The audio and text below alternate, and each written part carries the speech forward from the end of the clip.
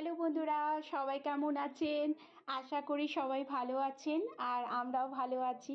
আজকে বৃহস্পতিবার আর আজকেই তো খড়গপুর যাওয়ার দিন।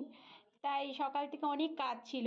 ঘর মোছা, পরিষ্কার করা দিয়ে সমস্ত করে পুজো টুজো দিয়ে রান্নাটা করে নিয়েছি ঝটপট।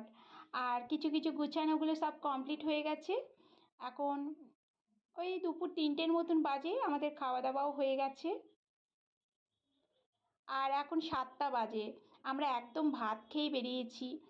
কারণ আর সময় হবে কি হবে না, ট্রেনে উঠে খেতেও বাচ্চা নিয়ে অসুবিধা, আমি তো একা যাচ্ছি। ওই জন্য ভাতটা সবাই মিলে একসঙ্গে খেয়ে নিয়েছি, খেয়ে বেরিয়েছি। আর কিছু স্ন্যাক্স নিয়ে নিয়েছি রাত্রে খাবার জন্য। আমরা স্টেশনে চলে এসেছি, এসে জানতে পারলাম ট্রেন 20 মিনিট লেট আছে। তাই ওয়েট করছি, বসে বসে বোরিং হচ্ছি। মিষ্টির বাবা আমাদের ট্রেনে তুলে ও চলে যাবে ঘরে। ও 10 দিন পরে আসবে হয়তো, মানে ট্রেনিং ওর যাওয়ার কথা। যদি না যায় তাহলে আমাদের নিতে আসবে। আর এই যে ট্রেন চলে এসছে, এখন উঠেও গেছি। বেশ সিটগুলো নিচে নিচেই ছিল আমাদের। একটা সাইড আপার ছিল, ওতেই বসে আছি। আর ওই পাশে সাইড লোয়ারও পেয়েছি একটা। মিষ্টি মানে 3টে সিটই আমাদের ছিল, কিন্তু মিষ্টির বাবা নেই বলে একটা সিট এমনি ছিল। আর এটা হচ্ছে পরের দিন সকালে।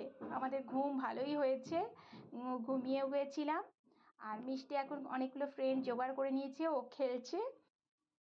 সকাল সকাল একটু ব্রেকফাস্ট অর্ডার করেছিলাম, লুচি মানে পুরি আর তরকারি।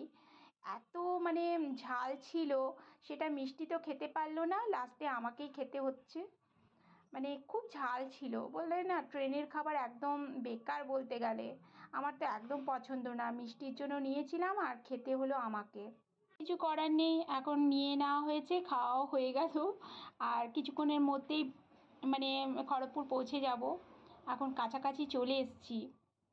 বলুন বন্ধুরা, আজকের ভিডিওটা তাহলে এই পর্যন্তই। আর সবাই ভালো থাকবেন, সুস্থ থাকবেন। নমস্কার।